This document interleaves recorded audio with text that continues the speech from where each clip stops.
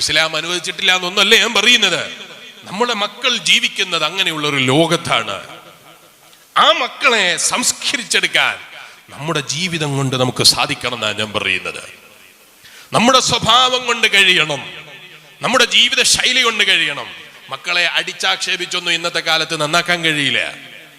മക്കളെ അടിച്ചാൽ മക്കൾ ചിലപ്പോൾ പല മേഖലകളിലും അറിയുന്ന മക്കളാകുമ്പോൾ അവർ ചില ഫോണുകളിൽ നമ്മളെ കുടുക്കിക്കളയും. അന്നങ്ങനെയുള്ള ഒരു കാലഘട്ടത്തിലാണ് നമ്മൾ ജീവിച്ചു കൊണ്ടിരിക്കുന്നത്. മക്കളെ പേടിക്കേണ്ട കാലം അല്ലെ? അധ്യാപകന്മാർക്ക് മക്കളെ പഠിപ്പിക്കാൻ പേടിക്കേണ്ട ഒരു കാലം, വല്ലാത്തൊരു കാലഘട്ടമാണ് നമ്മുടെ കാലഘട്ടം എന്ന് പറയുന്നത്. ഞാൻ ആ കുട്ടിയോട് ചോദിച്ചു, മോനെ നിന്റെ ജീവിതത്തിൽ ഏറ്റവും വലിയ ഇഷ്ടപ്പെട്ട മേഖല ഏതാണ്? അപ്പൊ ഈ കുട്ടി പറയാണ് ഇൻസ്റ്റഗ്രാമിങ്. എത്ര എളുപ്പത്തോടെയാണ് കുട്ടി പറയുന്നത്, ഇൻസ്റ്റഗ്രാമിങ് ആണ്. ഞാൻ ചോദിച്ചു, എനിക്ക് ഭാവിയിൽ എന്താകാനാണ് താല്പര്യം? ഇൻസ്റ്റഗ്രാമർ ആകാനാണ് താല്പര്യം. ഞാൻ അത്ഭുതപ്പെട്ടു പോയി. ഈ കുട്ടിയെ യഥാർത്ഥത്തിൽ ഈ ഇംഗ്ലീഷുകാരൻ കൊണ്ടുപോയി തളച്ചിട്ടത് എവിടെയാണ്? കുട്ടിയുടെ ഭാവിയെ കുട്ടി സ്വയം കൊന്നുകളഞ്ഞു. അവനക്ക് എന്താകാനാ താല്പര്യം എന്ന് ചോദിക്കുമ്പോ എനിക്ക് ഭാവിയിൽ ഒരു ഇൻസ്റ്റഗ്രാമർ ആകാനാണ് താല്പര്യം. ഇതാണോ ഭാവി എന്ന് പറയുന്നത്? ഇംഗ്ലീഷുകാരന്റെ മക്കളെ അവർ ഇൻസ്റ്റഗ്രാമുകളിൽ തളച്ചിടുന്നതിന് പകരം അവർ ശാസ്ത്രലോകത്തും അതുപോലെ വൈദ്യലോകത്തും ഭൂമി ലോകത്തിന്റെ ശാസ്ത്രങ്ങളിലും പല ശാസ്ത്രങ്ങളിലും ഉന്നമനമാകുന്ന ഉന്നമനങ്ങളെ തേടിപ്പിടിക്കാൻ വേണ്ടി മക്കളെ വളർത്തിയെടുക്കുമ്പോ നമ്മുടെ മക്കളെ ഇൻസ്റ്റഗ്രാമിൽ കൊന്നുകളയാൻ, അവന് പണം ഉണ്ടാക്കാൻ അവൻ ഉപയോഗപ്പെടുത്തുന്നതിനെ നമ്മുടെ മക്കൾക്ക് ബോധമില്ലാതായി പോവുകയാണ്. എന്റെ വയല് കേൾക്കുന്ന ചെറുപ്പക്കാരായ കൂട്ടുകാരോട് ഞാൻ പറയുന്നത്, നിങ്ങൾ ഇൻസ്റ്റഗ്രാം യൂസ് ചെയ്യരുത് എന്ന് ഞാൻ പറയുന്നില്ല. ഇൻസ്റ്റഗ്രാം ചിലപ്പോൾ ഇന്ന് അനിവാര്യമാണ്. മൊബൈൽ ഫോൺ യൂസ് ചെയ്യരുത് എന്ന് വയല് പറയാൻ പറ്റാത്ത കാലാണ്. വയല് പറയുമ്പോൾ ഇൻസ്റ്റഗ്രാം ഉപയോഗിക്കണ്ട, മൊബൈൽ ഉപയോഗിക്കണ്ട എന്ന് വയല് പറഞ്ഞാൽ ഫലം ഉണ്ടാകൂല. അതേ സ്ഥാനത്ത് ഞാൻ പറയുന്നു, നമ്മുടെ സമയത്തെ അതിൽ കൊന്നുകളയരുത്. അതാണ് ജീവിതം എന്ന് തെറ്റിദ്ധരിക്കരുത്. എന്റെ വയല് കേൾക്കുന്ന പെങ്ങന്മാരെ, ഒരു കാര്യം കൂടി ഓർമ്മപ്പെടുത്തട്ടെ. ഇൻസ്റ്റഗ്രാമിൽ മൊഞ്ചി കാണിച്ച് ലൈക്ക് വാങ്ങലാണ് ജീവിതമെന്ന് തെറ്റിദ്ധരിച്ചേക്കരുത്. ഫേസ്ബുക്കിൽ 4 കൊതേ ലൈക്ക് വാങ്ങലാണ് ജീവിതമെന്ന് തെറ്റിദ്ധരിച്ചേക്കരുത്. ആ ലൈക്കുകളെ കൊണ്ട് നിനക്കൊരു ഫലവും കിട്ടാനില്ല. താൽക്കാലികമായി മറ്റുള്ള ആളുകളെ മുന്നിൽ നിനക്ക് തിളങ്ങാൻ പറ്റിയാൽ പോലും, നമ്മളെ കേരളത്തിൽ എത്ര അങ്ങനെ തിളങ്ങുന്ന ആളുകളുണ്ട് നിങ്ങൾ അന്വേഷിച്ചോളൂ. 8 മില്യനും 10 മില്യനും ഒക്കെ ആളുകൾ ഫോളോവേഴ്സ് ഉള്ളതുണ്ടാകാം. ചോദിക്കട്ടെ എന്റെ വയലുകൾക്കും ഈമാനുള്ള വിശ്വാസികളെ, ലോകത്ത് ജീവിക്കുന്ന 800 കോടിയിലധികം ജനങ്ങളിൽ എത്ര ആളുകളെ നമുക്ക് ഫോളോവേഴ്സ് ആയിട്ട് കിട്ടും? എത്ര ആളുകളെ ഫോളോവേഴ്സ് ആയിട്ട് കിട്ടും? 800 കോടിയിലധികം ആളുകൾ ജീവിച്ചിരിപ്പുണ്ടെങ്കിൽ എത്ര ആളുകളെ ഫോളോവേഴ്സ് ആയിട്ട് കിട്ടും? 8 മില്യൺ കിട്ടിയില്ലേ? എന്നാലോ 80 ലക്ഷമല്ലേ ആകുന്നുള്ളൂ. അതിന്റെ എത്ര ശതമാനമാണ് ഈ പറയുന്നത്? അതിന്റെ എത്ര ശതമാനമാണ് നമ്മൾ ഈ കാണുന്നത്? ആ പറയുന്ന 8 മില്യൺ ആളുകൾ നിന്നെ ഫോളോ ചെയ്തത് കൊണ്ട് നിന്റെ ഖബറിൽ നിനക്ക് കിട്ടാനുള്ള ഉന്നമനം എന്താണ് എന്നതിനെ കുറിച്ച് ഓർമ്മ വേണം. അതുകൊണ്ട് നിങ്ങൾക്ക് ഇൻസ്റ്റഗ്രാം ഉണ്ടാകരുത്, ഇൻസ്റ്റഗ്രാമിൽ നിങ്ങൾ ഫോളോവേഴ്സ് ഉണ്ടാക്കരുത് എന്നൊന്നല്ല ഞാൻ പറയുന്നത്. അവിടെ ഒന്നും ഹലാലിനെയും ഹറാമിനെയും തിരിച്ചറിയാത്ത ഇൻസ്റ്റഗ്രാം ആകരുത്.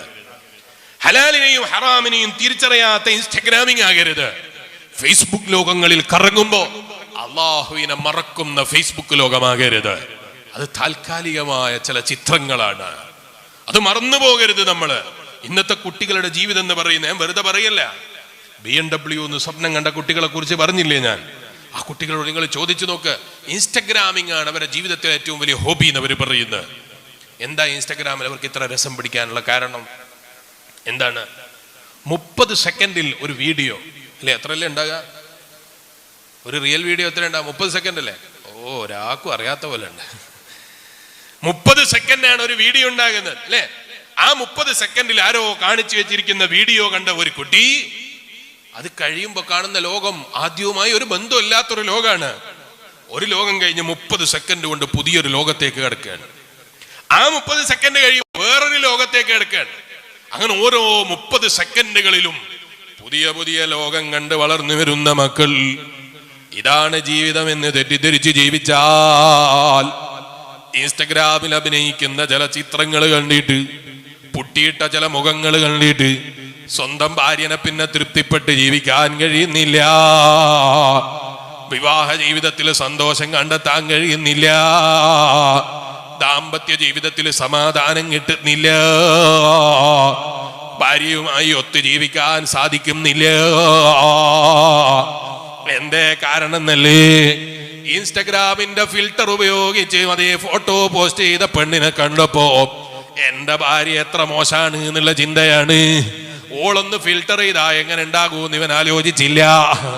ഈ പെണ്ണിന്റെ ചിത്രം കണ്ടിട്ട് ഇങ്ങനെ ആലോചിച്ചു പോയി, പടച്ച റബ്ബേ എന്റെ ഭാര്യ തീരെ പെട്ടുപോയല്ലോ. അതുകൊണ്ടാ മഹാന്മാരായ ഇമാമിങ്ങൾ നമ്മളെ പഠിപ്പിച്ചത്, അല്ലാഹുവിന്റെ ഖുർആൻ എന്നോട് നിങ്ങളോട് പറഞ്ഞിട്ടുണ്ട്, ഒരിക്കലും നിങ്ങളെ കണ്ണുകളെ അന്യ പെണ്ണിലേക്ക് തളച്ചിടാൻ പാടില്ല, അത് ഹറാമാണ്.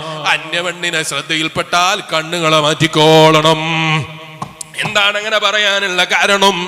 അന്യ പെണ്ണിലേക്ക് നോക്കിയാൽ ചിലപ്പോൾ ഒറ്റ നോട്ടത്തിൽ ചിലപ്പോൾ തകരാറുകൾ കാണാൻ കഴിയില്ല, ഒറ്റ നോട്ടത്തിൽ അവളുടെ ഗുണങ്ങളും ദോഷങ്ങളും അളക്കാൻ കഴിയില്ല.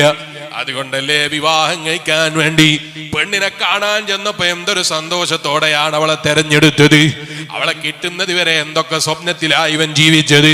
വിവാഹം കഴിഞ്ഞൊരു 3 വർഷം കഴിയുമ്പോഴേക്ക് എന്റെ ഭാര്യ പോരാന്നുള്ള ചിന്ത വന്നുപോയി.